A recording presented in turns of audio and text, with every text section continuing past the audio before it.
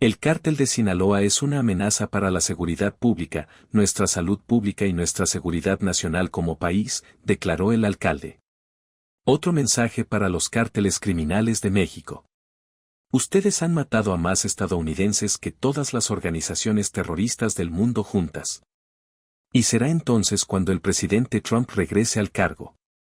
Te va a catalogar como organización terrorista y te va a borrar de la faz de la tierra. Están acabados. Declaró fervientemente el alcalde de Tennessee. A las 5 de la mañana en punto, bajo el frío cielo gris de Cookie, se rompió el silencio, dando inicio a una de las mayores operaciones antidrogas multiestatales de la historia de Estados Unidos. Y en cuestión de segundos, el tranquilo corazón de Inglaterra se transformó en un campo de batalla de precisión y coordinación. En Kentucky, Tennessee y Virginia Occidental, los mejores del país avanzaron en formación perfecta. Las unidades tácticas de la DEA encabezaron la vanguardia, pero fueron los equipos de ataque de élite del FBI y los agentes de seguridad nacional de las quienes sellaron el perímetro, coordinándose como engranajes de una máquina construida con un solo propósito, erradicar un imperio extranjero que operaba en suelo estadounidense. Desde el aire, drones térmicos dibujaron firmas de calor en los barrios. La operación Velo de Hierro había comenzado. En cuestión de segundos, las puertas se hicieron añicos. Detonaron granadas aturdidoras. Las órdenes resonaban por las estrechas calles. Agentes federales, manos arriba. Cada grito fue ahogado por el caos de botas, acero y ondas de choque. Esto no fue una redada cualquiera. Fue un ataque de precisión al corazón de un imperio extranjero atrincherado en suelo estadounidense. Al amanecer, 51 sospechosos estaban bajo custodia y los agentes habían incautado más de 3 toneladas de metanfetamina, cocaína y fentinel. Un arsenal de sustancias químicas letales con la potencia suficiente para arrasar ciudades enteras. Junto a los narcóticos había 900.000 pastillas falsificadas, 133 armas de fuego y $2 millones en efectivo manchado de sangre. Cada objeto, un fragmento de una vasta máquina de muerte y lucro. En el centro de todo se encontraba Rafael La Sombra Ortega, el capo fantasma. Invisibles pero omnipresentes. Desde el corazón sangriento de México hasta los valles tranquilos de los Apalaches, su cártel inyectó veneno directamente en las venas de Estados Unidos bajo la bandera del CJNG. Dentro del puesto de mando de Louisville, las pantallas se iluminaban como un campo de batalla. Se suceden las redadas, caen los sospechosos, se acumulan las pruebas. Si crees en el poder del escudo estadounidense, dale al botón de me gusta porque la lucha no había hecho más que empezar. Horas antes del amanecer, la operación Velo de Hierro ya estaba plasmada en acero, silencio y disciplina. Cada puerta, cada ruta, cada segundo, planeado a la perfección. Esto no fue caos, fue coreografía de precisión. Dentro del centro de mando de Louisville, la sala de guerra resplandecía en rojo y azul. Un enorme mapa digital mostraba objetivos en Kentucky, Tennessee y Virginia Occidental. Cada punto representa un latido dentro del imperio de El Sombra. Cada parpadeo contaba una historia de meses de trabajo, equipos cibernéticos del FBI descifrando redes encriptadas, unidades de inteligencia de la comunidad de inteligencia rastreando rutas de camiones falsas y agentes de la DEA infiltrándose en las sombras de los cárteles mediante sobornos. A las 5:59, las ondas de radio se cortaron. Entonces una palabra rompió el silencio. Ejecutar. Los motores se encendieron. Los arietes de acero destrozaron las puertas. El silencio se convirtió en trueno. Los equipos del FBI irrumpieron en los pasillos bajo la luz de visores infrarrojos, mientras que las unidades de A sellaron todos los caminos secundarios, atrapando a los fugitivos antes incluso de que pudieran frenar. Detrás de letreros falsos como los de suministros agrícolas y reparación de maquinaria agrícola, los agentes descubrieron metanfetamina envuelta en ladrillos, fentinel sellado al vacío y libros de contabilidad marcados con sellos del CJNG, los linajes de un imperio multimillonario. A las 6:07, la segunda ola llegó a Tennessee. Decenas de personas habían caído, pero la inquietud se había instalado. Algunas casas estaban vacías. Algunos objetivos habían desaparecido minutos antes de la brecha. Demasiado limpio, demasiado rápido. Dentro de una furgoneta de mando móvil, el agente especial Reeves observaba fijamente la conversación encriptada. Los vendedores están llamando a números de policía no publicados. La habitación se quedó fría. Nos están vigilando, murmuró. Desde dentro, la verdad detonó como otra explosión. Alguien que llevaba la insignia estaba alimentando al enemigo. Incluso el plan más perfecto puede fracasar cuando el traidor está a tu lado. ¿Confiarías en el sistema si el enemigo llevara tu uniforme? Deja tu opinión a continuación. Al amanecer, el humo se disipó, pero el silencio golpeó más fuerte que los disparos. A lo largo de los caminos rurales de Kuki, los pequeños pueblos se despertaron ante una nueva y sombría verdad. Los bombardeos habían terminado, pero la guerra no. Las sobredosis se habían triplicado en 2 años. El fentinel, disfrazado de medicamento, había cobrado cientos de vidas. La metanfetamina inundó el corazón del país, no desde los callejones, sino desde las rutas de camiones de El Sombra, oculta tras cargamentos legítimos. El miedo se propagó más rápido que los titulares. Los rumores de policías corruptos, testigos desaparecidos y fantasmas de cárteles llenaban los restaurantes y los pasillos de los supermercados. Una pregunta resonó. Si el cartel podía comprar a la policía, ¿qué posibilidades tenía alguien más? Al caer la noche, estalló la furia. Los ayuntamientos estaban abarrotados. Una pancarta gritaba: «Protejan a nuestros hijos. Limpien nuestra casa». La línea del frente ya no era la frontera. Fue aquí, en los tranquilos pueblos de Estados Unidos. 2 días después, la inquietud se cernía sobre la división de campo de Louisville como una humareda. Los agentes que inspeccionaban los restos encontraron un teléfono y en él un mensaje destinado a penetrar más profundamente que cualquier bala. Era un video de baja resolución. Entonces se oyó la voz, tranquila, deliberada, rebosante de arrogancia. La habitación quedó en silencio. En el centro de mando, cada agente sintió esas palabras como metralla. Algunos apretaron los puños, otros miraron al suelo. Esto ya no era solo un cártel, porque el siguiente archivo en ese teléfono era peor. Una lista de policías, ayudantes y detectives corruptos. Hombres y mujeres que habían portado la misma insignia ahora se revelan como comerciantes. Transferencias bancarias desde México. Empresas fantasma, nóminas policiales, cualquier nombre. Otra traición. El Sombra no había invadido América. Compró a sus guardianes. Al anochecer, el escándalo estalló en todo el país. Los gobernadores exigieron respuestas. Los senadores convocaron audiencias.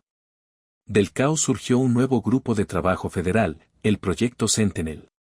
Si apoyas a quienes siguen luchando por limpiar la casa de Estados Unidos, comparte esta historia. Al tercer día, Estados Unidos contraatacó. La contraofensiva se mantuvo bajo un único nombre en clave, susurrado únicamente en habitaciones selladas. Segunda fase, incendio por tormenta. Sin prensa, sin filtraciones. Todos los agentes que juraron guardar silencio. Cada movimiento cronometrado al segundo. A las 4:30 horas, los valles de los Apalaches desaparecieron bajo un muro de niebla. Desde arriba, escuadrones de helicópteros rugían en formación baja. Las aspas del rotor cortan la niebla en cintas de luz. Sobre el terreno, los convoys de operaciones especiales avanzaban en la oscuridad, blindados, silenciosos e imparables. Dentro del vehículo que encabezaba la marcha, el comandante Reeves de la DEA miró su reloj, con la vista fija en la transmisión satelital que brillaba en rojo sobre 3 estados. Objetivos confirmados, dijo con voz fría como el hierro. Brecha a mi señal. 3, 2, 1. El cielo estalló. Una explosión simultánea rompió la tranquilidad en Kentucky, Tennessee y Virginia Occidental. Los almacenes ardieron en llamaradas anaranjadas. Las ondas expansivas se propagaron por los valles cuando los camiones blindados se estrellaron contra las puertas de acero. Sus arietes aplastan barreras construidas para resistir cualquier cosa menos esto. Los equipos de la DEA, el AS y el FBI avanzaron rápidamente. Táctico, quirúrgico, implacable. Dentro del primer almacén, los agentes irrumpieron en pasillos repletos de bidones de productos químicos. Laboratorios de metanfetamina disfrazados de fábricas de detergentes. El aire ardía con ácido y pólvora mientras las unidades de materiales peligrosos avanzaban hombro con los equipos de asalto. En Tennessee, agentes de las irrumpieron en un centro subterráneo. Un laberinto de túneles bajo un depósito de camiones. Los remolques ocultos se abrieron de golpe, derramando un resplandor de pastillas azules de fentanilo. Cada una de ellas llevaba estampados logotipos falsos de farmacias. Un solo contenedor contenía suficiente veneno para matar a la mitad del estado. En lo profundo de la zona carbonífera de Virginia Occidental, una unidad del FBI atrapó a Manuel Cano, lugarteniente principal de El Sombra, en una mina abandonada. Segundos de disparos, luego silencio. Cano yacía muerto junto a cajas de dinero en efectivo y transmisores encriptados. Cuando el imperio de la droga se enfrenta al poderío federal, dijo Reeves, Estados Unidos no se retira, purga. Dale like si crees que ningún enemigo está demasiado lejos del alcance de Estados Unidos. De vuelta en Louisville, las pantallas de mando mostraban imágenes en tiempo real. Docenas de redadas, cientos de incautaciones, 133 armas de fuego expuestas como trofeos de una guerra oculta. Pero la celebración se convirtió en inquietud. Los datos extraídos del teléfono de Cano revelaron lo impensable. Los códigos de despacho de la policía se filtraban al cártel minutos antes de cada ataque. Las sirenas aullaron al amanecer. El aire se impregnaba del olor a diésel y a victoria. A las 8 de la mañana. América había llevado a cabo la mayor incautación de narcóticos en territorio estadounidense en la historia del Estado, y el imperio se hizo añicos. Y sin embargo, bajo el triunfo, una pregunta permanecía en el aire. Si el Sombra una vez se infiltró en la organización, ¿qué le impide hacerlo de nuevo? A media mañana, la tormenta había amainado. Pero el panorama posterior parecía una zona de guerra. Mesas con pruebas se extendían a lo largo de un hangar de aviones bajo custodia federal. Los reporteros observaban desde detrás de las barricadas cómo los agentes descargaban el botín de la Operación Velo de Hierro. Una montaña de contrabando que contaba la historia de una guerra oculta. Se incautaron más de 3 toneladas de metanfetamina, cocaína y fentanilo. Palets apilados hasta el techo. Suficientes narcóticos como para envenenar regiones enteras. Cada ladrillo etiquetado, numerado y fotografiado. Un inventario silencioso de vidas salvadas. El fentinel por sí solo, de potente grado industrial, contenía dosis letales suficientes para matar a millones. Un arma química disfrazada de beneficio. Esto no son narcóticos, dijo un agente. Es una destrucción masiva. 90.000 pastillas falsificadas, azules, naranjas, blancas, indistinguibles de los medicamentos recetados. Cada una trampa. Cada una diseñada para llegar a un adolescente, un veterano, una madre con dolor. Se recuperaron 133 armas de fuego. Muchas modificadas para fuego automático. Chalecos policiales, miras tácticas, incluso munición perforante, herramientas no para la defensa, sino para la dominación. $2 millones en efectivo, en paquetes manchados, envueltos en cinta de evidencia. El libro de contabilidad junto a ellos revelaba una verdad más oscura. Pagos en serie canalizados a través de cuentas policiales legítimas. La corrupción ya no era una especulación. Era una prueba irrefutable. Al mediodía, los titulares se habían convertido en órdenes de acción. La lista recuperada del teléfono incautado no solo exponía la corrupción. Revelaba la traición en uniforme. Los gobernadores exigieron respuestas. Los alcaldes exigieron dimisiones. Y dentro de salas selladas en Washington, una palabra resonaba en cada reunión informativa: purga. El proyecto Sentinel renació de la noche a la mañana. Ya no era un grupo de trabajo, sino un tribunal. Hombres y mujeres del FBI, Comunidad de Inteligencia y Seguridad Nacional. Las unidades de seguridad y de inteligencia federal trabajaron codo a codo. Su misión era clara: limpiar la placa o perderla. Antes del amanecer, furgonetas sin distintivos llegaron a comisarías de 3 estados. Se abrieron puertas, se presentaron órdenes de arresto. Las mismas agencias que habían perseguido a los cárteles ahora se volvían contra sí mismas para dar caza a los traidores que habían vendido su juramento por dinero. Los arrestos fueron silenciosos, precisos y meticulosos. Agentes, detectives, héroes locales convertidos en fantasmas. Los vecinos observaban incrédulos como los oficiales, en quienes una vez confiaron su protección, eran llevados bajo custodia federal. El corazón de Estados Unidos había sido traicionado desde dentro. Pero esta vez, no se ignoraría. La división cibernética del FBI mapeó cada cuenta en el extranjero, rastreando dinero sucio a través de empresas fantasma y nóminas ficticias. Los analistas de inteligencia de CE desmantelaron redes financieras que antes se creían intocables. Asuntos internos de la DEA desenterró sobornos disfrazados de bonos. No se trataba solo de una investigación. Era una guerra por la integridad. En los pasillos del Congreso, la presión se transformó en política. Los senadores aceleraron la aprobación de la Ley de Protección de la Integridad, otorgando los investigadores federales tenían el poder de erradicar la corrupción en todos los niveles. Las audiencias públicas conmocionaron a la nación. Se leyeron en voz alta los registros bancarios. Y en medio del caos, una verdad resonó en toda América: la placa debe estar limpia para proteger. No todos se mantuvieron firmes ante esa luz. Algunas carreras se derrumbaron, otras se retiraron. Pero los hombres y mujeres que permanecieron, aquellos que vistieron el uniforme por deber, no por lucro, se convirtieron en la columna vertebral de una nueva generación de las fuerzas del orden estadounidenses. Estaban maltrechos, exhaustos, pero invictos. En Louisville, el comandante Reeves observó el panel de pruebas. Cientos de nombres, líneas rojas, expedientes apilados hasta el techo. No dijo nada. No era necesario. El mensaje estaba escrito en cada titular, en cada arresto, en cada acto de valentía que siguió. Estados Unidos no se esconde de sus heridas. La sana y regresa más fuerte. La purga no fue venganza. Fue un renacimiento. Una declaración de que el honor aún vive dentro del escudo. Y que de las cenizas de la traición, el FBI, el AS y cada defensor federal resurgirían más fuertes, más limpios y preparados para la próxima guerra. Porque la libertad no exige menos. Al cuarto día, los convoys se habían marchado. Las sirenas se apagaron, dejando solo el zumbido de los generadores fuera de un depósito federal de pruebas en Louisville.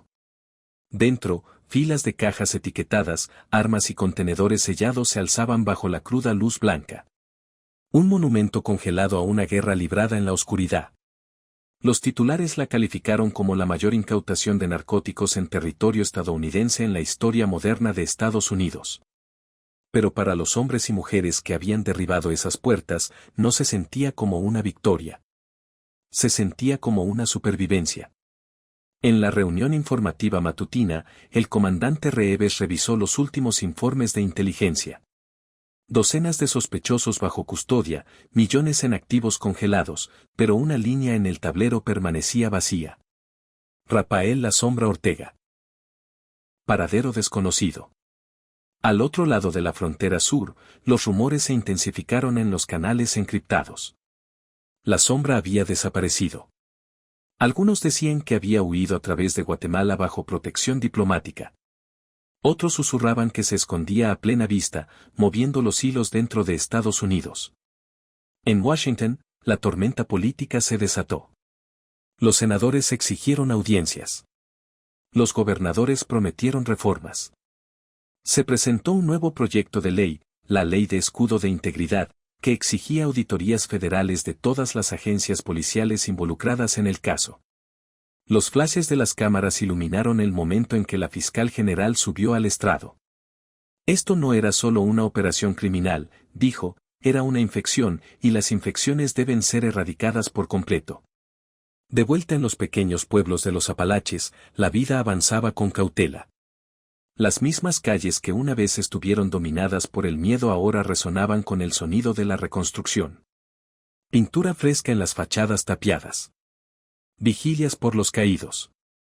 Banderas ondeando, con mascarillas a medio usar. La confianza tardaría años en regresar. Pero por primera vez en una década, la esperanza parecía posible. En la cocina de una granja, una madre doblaba el periódico con las fotos policiales de los agentes arrestados por recibir dinero del cártel. La foto de su hijo colgaba junto a la ventana, donde había fallecido por sobredosis 2 inviernos antes. Susurró para sí misma, al menos ahora alguien finalmente luchó. Cayó la noche sobre Luedo. Dentro del puesto de mando, Reeves miraba el mapa iluminado. Docenas de puntos rojos, ahora la habitación se tornó gris. Reinaba el silencio, interrumpido solo por el murmullo del himno nacional que sonaba en un televisor lejano. Cerró su cuaderno, consciente de lo que todos en la sala sentían, pero que no se atrevían a expresar. Esta guerra distaba mucho de haber terminado. Los cárteles se reconstruyen. Los imperios se adaptan. La corrupción muta, pero también la determinación. Pueden esconderse en nuestros pueblos, infiltrarse en nuestras filas y envenenar nuestras calles, dijo Reeves en voz baja. Pero no pueden vencer la voluntad de una nación que se niega a rendirse. La cámara se detuvo en la bandera estadounidense frente a la oficina de campo. El viento azotaba contra la luz del amanecer. La guerra nunca termina con un titular. Simplemente se calma el tiempo suficiente para que el enemigo se reorganice, se adapte y vuelva a atacar. 2 semanas después de la Operación Velo de Hierro, la vigilancia satelital sobre el Golfo de México detectó algo extraño: embarcaciones sin identificación navegando en la oscuridad, cerca de la frontera internacional, sin transmitir ninguna señal de identificación. Al principio, los analistas pensaron que se trataba de contrabando. Luego se dieron cuenta de que no eran barcos pesqueros. Eran cargueros profundamente modificados, desmantelados y reconstruidos. Por velocidad. Dentro, la inteligencia insinuaba algo nuevo. Un conducto no de drogas, sino de armas. Y en algún punto de esa red, resurgió un nombre familiar: Rafael La Sombra Ortega. Susurros en canales encriptados lo llamaban su campaña de venganza. Una represalia basada no en el caos, sino en el silencio. Sin filtraciones a la prensa, sin rumores, solo un nombre en clave interceptado por la NSA, Operación Marea Carmesí. En las agencias de defensa de Estados Unidos, los teléfonos volvieron a sonar. Inteligencia Naval, unidades de interdicción de la Guardia Costera, Comando Conjunto de Operaciones Especiales, los mismos hombres y mujeres que desmantelaron el Velo de Hierro estaban siendo reasignados discretamente. Orden sellada, ubicaciones clasificadas. Pero una cosa era segura: Estados Unidos ya se estaba moviendo, porque cuando las sombras se reorganizan, Estados Unidos no se retira, se redespliega. Cuando los cárteles evolucionan, también lo hace el escudo que los protege. Así que antes de cerrar este capítulo, recuerden esto: lo que acaban de ver no fue el final de una guerra. Fue solo la primera ronda. Allá afuera, en las aguas más allá del horizonte sur, algo está, la situación se está volviendo tensa. Y la próxima vez, la tormenta vendrá del mar. Si apoyas a los hombres y mujeres que arriesgan todo para defender las fronteras de Estados Unidos, dale a me gusta, deja tu opinión abajo. Suscríbete para no perderte el próximo informe de la misión cuando la batalla se traslade mar adentro, y comparte esta historia porque la verdad es la primera arma en cualquier guerra por la libertad.